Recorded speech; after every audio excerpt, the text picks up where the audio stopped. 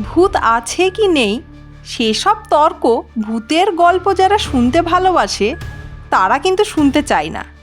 ভূতের গল্পের মধ্যে এক কিন্তু আশ্চর্য কল্পনার তরতাজা মজা আছে। তাই আমি তোমাদের জন্য একটি সুন্দর ভূতের গল্প নিয়ে এসেছি। গল্পের নাম রানীগঞ্জের পোড়ো বাড়ি। গল্পের লেখক ষষ্ঠীপদ চট্টোপাধ্যায়। আমি গল্প পাঠে আহিয়া। সে রাতের কথা মনে হলে আজও গায়ে কাঁটা দিয়ে ওঠে। সময়টা শীতকাল। সে বছর এত শীত পড়েছিল যে শাল সোয়েটারেও শীতকে কাবু করা যাচ্ছিল না। আসানসোলে একটা কাজে গিয়েছিলাম। ফিরতে সন্ধে হয়ে গেল। তখন বাইপাসের রাস্তা হয়নি। জিটি রোড ধরেই বাস, ট্রাক, মোটর ইত্যাদি যাতায়াত করত। আমি বর্ধমানে আসব, তাই ট্রেনের দেরি দেখে একটি প্রাইভেট বাসেই আসছিলাম। বাসের যাত্রী সংখ্যা খুব কম ছিল। ওই মোটামুটি 6-7 জনের বেশি যাত্রী নয়। ওদেরও বোধহয় বর্ধমানে আসার খুব তাড়া ছিল। তাই বাসের চালক গাড়িতে স্টার্ট দিয়েই বাসটিকে ঝড়ের গতিতে ছুটিয়ে নিয়ে চলল বর্ধমানের দিকে। বাসে সবকটি জানালা বন্ধ করে রেখেও শীতের প্রকোপ থেকে কিন্তু রেহাই পাচ্ছিলাম না আমরা মানে আমার সহযাত্রীরা।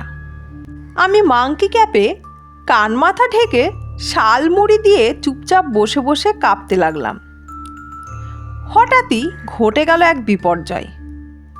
রানীগঞ্জের কাছাকাছি এসে ড্রাইভার কোনো একটা কিছুকে পাশ কাটাতে গিয়ে বাসের নিয়ন্ত্রণ হারিয়ে ছিটকে পড়ল রাস্তার ধারে একটি জলা জায়গায়। জানলার ধারে সিটে বসেছিলাম। ছিটকে পড়লাম বাঁদিকের লেডিজ সিটের দিকে। সারা গায়ে, হাতে, পায়ে, মাথায় প্রচণ্ড চোট পেলাম। স্থানে স্থানে কেটে ছড়েও গেল। আলো নিভে অন্ধকার হয়ে গেল বাসটা। সহযাত্রীদের যে কার কি অবস্থা হলো তা জানতেও পারলাম না। 2-1 জনের কোঙানিও কানে এলো। আমার বয়স তখন 24 কি 25, একেবারে কাঁচা বয়স বলতে গেলে। তাই প্রচণ্ড ভয়ে কি করে যে আত্মরক্ষা করব সেই চিন্তাই করতে লাগলাম। একটু সময় একটা কিছু আঁকড়ে ধরে স্থির হয়ে বসে রইলাম কিছুক্ষণ। বাসের ইঞ্জিনের দিক থেকে বেশ কিছুটা অংশ জলে ডুবে গিয়েছিল। আমি ভয়ে কাঁপতে কাঁপতে কোনো রকমে বাসের পিছন দিকের দরজার হাতল ধরে উঠে দাঁড়াতেই আমার এক বয়সী এক বিবাহিতা তরুণী ক্ষীণ কণ্ঠে বলে উঠল, দাদা আমিও আছি, আমার হাতটা একটু ধরবেন। এমন সময় মনুষ্যত্ব হারালে চলবে না।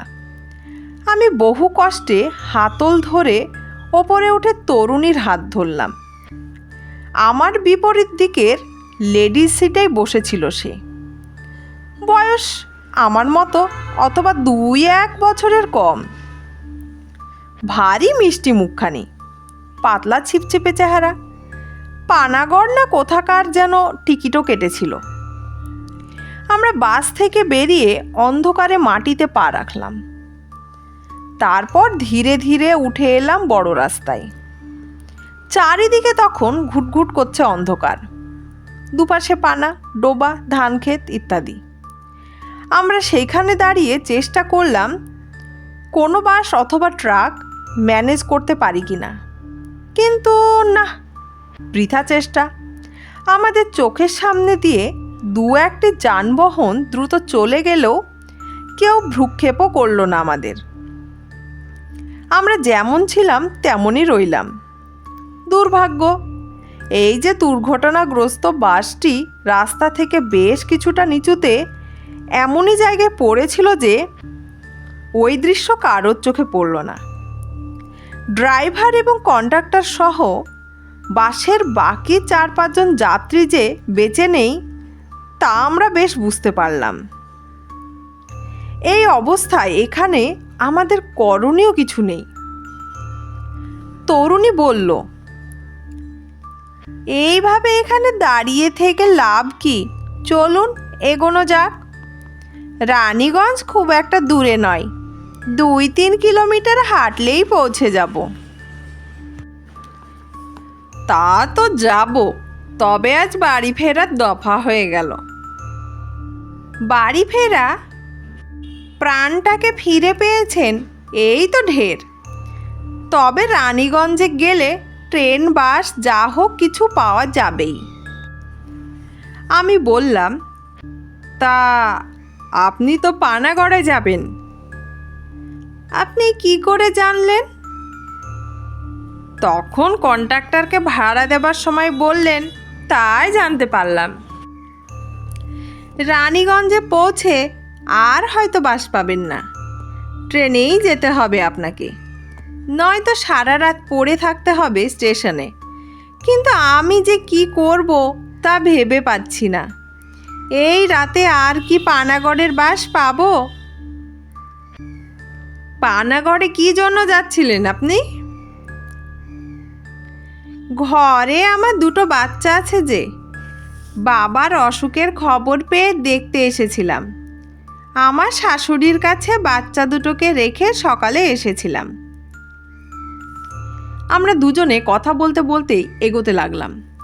রাত হয়তো বেশি নয়, 7টা কি 8টা, কিন্তু চারিদিক এত নিঝুম যে মনে হচ্ছে যেন কত রাত। এদিকে হাঁটছি তো হাঁটছি, পথের যেন আর শেষ হয় না। এইভাবে বেশ কিছুটা আসার পর রাস্তার ধারে একটা বহু পুরনো দোতলা বাড়ি দেখতে পেয়ে তরুণী বলল, আমার মনে হয় এই বাড়ির লোকজনদের ডেকে আমাদের বিপদের কথা বলে একটা রাত এখানে থেকে যাওয়াই ভালো। কিন্তু ওরা যদি এখানে থাকতে না দেয়, তখন অন্য ব্যবস্থা করা যাবে।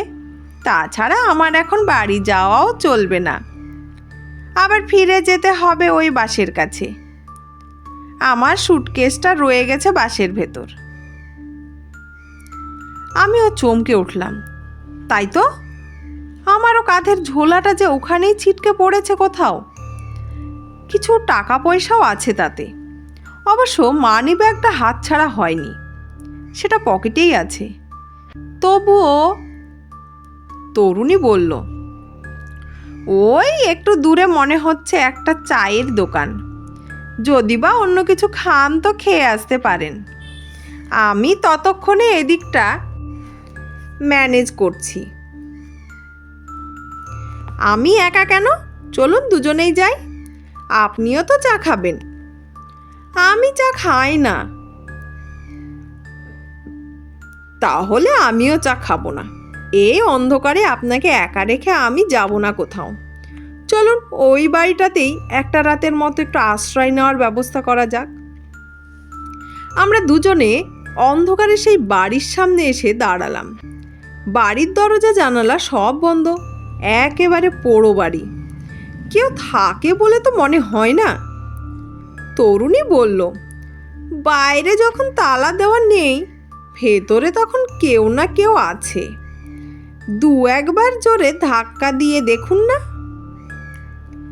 আমার তখন সত্যি বলতে কি কেমন যেন ভয় ভয় করতে লাগলো। এত বড় বাড়ি অথচ লোকজন নেই, ভুতুড়ে বাড়ি নয় তো। তবুও ধাক্কা দিলাম।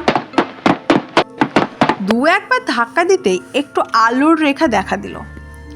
মোমবাতি হাতে এক বৃদ্ধ বেরিয়ে এলেন, বললেন, এত রাতে কে গো বাছা তোমরা? আমি বললাম, খুব বিপদে পড়ে এখানে এসেছি, এক রাতের জন্য একটু কি আশ্রয় পেতে পারি? না, দেখছেন তো পোড়ো বাড়ি এটা, মালিকরা অনেক দিন নেই, বাড়ি বিক্রির কথা চলছে। ভালো দরদাম পেলেই বাবুরা বেচে দেবেন বাড়িটা। এ বাড়িতে খাট বিছানা যা আছে তা ব্যবহারের অযোগ্য। আমাদের তাতেও আপত্তি নেই, এই প্রচণ্ড ঠান্ডায় বাইরে তো থাকা যাবে না। আপনি অনুমতি দিলে রাতটা বসে বসেই কাটিয়ে দিতে পারবো। বৃদ্ধ কি যেন ভেবে বললেন, তাহলে আসুন ভেতরে। সিঁড়ি দিয়ে দোতলায় উঠেই ডান দিকের ঘরটায় ঢুকে পড়ুন বলে বলল, দাঁড়ান, একটা বাতি নিয়ে যান, না হলে অন্ধকারে কিছু ঠাওর হবে না। আমি বাতি নিয়ে সিঁড়ি বেয়ে ওপরে উঠলাম। আমার আগেই পাশ কাটিয়ে তরুণী উঠে পড়েছে। আমরা দরজার শিকল খুলে ভেতরে ঢুকতেই যেন একটা ভ্যাপসা গুমোট গন্ধ টের পেলাম। গোটা ঘর ধুলো ময়লায় ভর্তি। তরুণী আমাকে বাইরের বারান্দায় দাঁড় করিয়ে অভ্যস্ত হাতে সব কিছু একটু ঝেড়ে সাফ করলো। তারপর বলল, নিন, আলো নিভিয়ে শুয়ে পড়ুন। আমি বললাম, আলো নেভাবার দরকার কি, এটা যতক্ষণ জলে জ্বলুক না। কিন্তু আপনি? আমি একটা রাত বসে বসেই কাটিয়ে দিতে পারবো, আমার তো ঘুম আসবেই না। আমার এখন বাচ্চা দুটোর জন্য মন কেমন করছে। স্বাভাবিক। আমি কোনো রকমে সেই দুর্গন্ধ ভরা বিছানায় শুয়ে পড়লাম। একটু পরেই তরুণী কোথা থেকে যেন একটা কম্বল নিয়ে এসে আমার গায়ে চাপা দিল। আমি বললাম, এটা কোথায় পেলেন? প্রশ্ন করবেন না, ঘুমোবার চেষ্টা করুন। বেশি কিছুক্ষণ শুয়ে থাকার পরে মনে হলো ঘরের ভেতরটা বেশ গরম, শীতের কাঁপুনি একদম নেই। তবে শুয়ে শুয়ে ভাবতে লাগলাম, এখন তো বেশ আছে, পরে কোনো উপদ্রব হবে না তো। বৃদ্ধকেও যেন কেমন কেমন লাগলো। বাড়িটা যদি ভূতের বাড়ি হয় তাহলেই তো গেছি, কেননা ভূতকে আমার দারুণ ভয় হয়। তবে না, অনেকক্ষণ শুয়ে থাকার পরেও অলৌকিক ব্যাপার কিছুই ঘটল না। তরুণী সামনে বারান্দায় পায়চারি করে কাটালো। আমি সৌজন্যের খাতিরে দু একবার ওকে আমার কাছে এসে বসতে বললেও ও এলো না। বলল, আপনি আমার দিকে মন না দিয়ে যাতে ঘুমোতে পারেন সেই চেষ্টাই করুন। এরপরে আর কোনো কথা নেই। আমি শুয়ে এপাশ ওপাশ করতে করতে একসময় ঘুমিয়ে পড়লাম। ভোরের পাখির ডাকে ঘুম ভাঙলে উঠে বসলাম আমি। তরুণীকে কোথাও দেখতে পেলাম না। গেল কোথায় ও? নিশ্চয় আমাকে ছেড়ে চলে যায়নি। আমি শয্যা ত্যাগ করে নেমে এলাম নিচে। খুব ভয় করতে লাগলো। আমার বারবার মনে হতে লাগলো, নিশ্চয়ই এটা ভূতের বাড়ি। তরুণী কোনো কিছু দেখে ভয় পেয়ে আমাকে না জানিয়ে পালিয়েছে হয়তো। এখন যদি বৃদ্ধ কেউ দেখতে না পায় তাহলেই বুঝবো এটা ভূতের বাড়ি ছাড়া অন্য কিছু নয়। যাই হোক, নিচে নেমে দেখি বৃদ্ধ এক জায়গায় একটি খাটিয়ায় শুয়ে লেপ চাপা দিয়ে ঘুমোচ্ছে। বাইরে বেরোনোর দরজাটাও ভেতর থেকে খিল দেওয়া। আমার পায়ের শব্দ পেয়ে বৃদ্ধ উঠে বসলেন। বললেন, খুব কষ্ট পেয়েছেন তো কাল সারা রাত? খাওয়া দাওয়াও হয়নি নিশ্চয়। আপনাকে যে এক কাপ চা করে খাওয়াবো সে সামর্থ্যও নেই আমার। আমি বললাম, তাতে কি, আপনি যে দয়া করে থাকতে দিয়েছেন এই যথেষ্ট। তারপর বললাম, এই রকম একটা পোড়ো বাড়িতে আপনি একা থাকেন, ভয় করে না আপনার? ভয়? কিসের ভয়? ভূতের? সে ভয় আমার নেই বাবা। ভয় শুধু একটাই, এই বাড়ি বিক্রি হলে আমি কোথায় যাব? আমি বললাম, হ্যাঁ সত্যই তো, সেটা চিন্তার ব্যাপার। ভিক্ষে করে পেটটা হয়তো চালানো যাবে, কিন্তু আশ্রয় সে তো কেউ দেবে না। তারপর বললাম, আচ্ছা, আমার সঙ্গে যে মেয়েটি এসেছিল, মেয়ে নয় বউ, সে কখন গেল? বৃদ্ধ চোখ কপালে উঠিয়ে বললেন, আপনি তো একাই এসেছিলেন, আপনার সঙ্গে কাউকে তো দেখিনি। ছিল একজন, সারা রাত ছিল, শুধু ভোরে ঘুম থেকে ওঠার পরে তাকে আর দেখছি না। বৃদ্ধ বলল, অতটা খেয়াল করিনি তাহলে। কিন্তু গেলে তো এখান দিয়েই যাবে, দরজা তো বন্ধ। আমি বললাম, ভুল আমারও হতে পারে, তবু একবার ওপরটা গিয়ে দেখে আসি। আমি আবার ওপরে উঠে গেলাম। দু একবার ডাকলামও তরুণীকে, কিন্তু না কোনো সাড়া পেলাম না। মনে মনে ভাবলাম, এ বাড়ির বাইরে যাবার নিশ্চয় অন্য কোনো পথ আছে। তা সে যাই হোক, যে যাবার সে গেছে। এখন আমি রানীগঞ্জ স্টেশনে গিয়ে পৌঁছাতে পারলেই বাঁচি। আমি আবার নিচে নেমে বৃদ্ধকে বললাম, যদি কিছু মনে না করেন তাহলে আপনাকে 10টা টাকা দিলে আপনি কি নেবেন? বৃদ্ধ চোখ দুটো যেন চকচকিয়ে উঠল। বলল, নিশ্চয় নেব, এইভাবেই তো আমার দিন কাটে বাবা। তারপর বললেন, আপনাকে আমি 1 কাপ চাও খাওয়াতে পারলাম না, এ কি আমার কম দুঃখ? আমি বললাম, তাতে কি, বাইরে কোনো চায়ের দোকান নেই? হ্যাঁ আছে, একটু এগোলেই বাদিকে। চলুন আমরা দুজনে সেখানে গিয়ে চা খেয়ে আসি। এরপর বৃদ্ধের কাছ থেকে 1 গ্লাস জল নিয়ে চোখে মুখে দিয়ে 10টি টাকা ওর হাতে দিলাম। অপ্রত্যাশিতভাবে এই টাকাটা পেয়ে সে কি আনন্দ ওর! এরপর আমরা দরজা খুলে বাইরে বেরোতেই দেখি দরজার সামনে আমার ঝোলা ব্যাগটা পড়ে আছে। এবার আর বিস্ময়ের অন্তত রইল না আমার। বৃদ্ধ বললেন, আপনার ব্যাগ বুঝি? হ্যাঁ, কাঁধ থেকে পড়ে গিয়েছিল কাল। ঝোলা কুড়িয়ে ভেতরটা ভালোভাবে দেখে নিলাম। যেমনকার যা সব তেমনই আছে, এমনকি সামান্য টাকা পয়সাও খোয়া যায়নি। তরুণী নিশ্চয় আমার আগেই যেভাবে হোক এ বাড়ির বাইরে গিয়ে তার সুটকেস ও আমার ব্যাগটিকে উদ্ধার করেছে।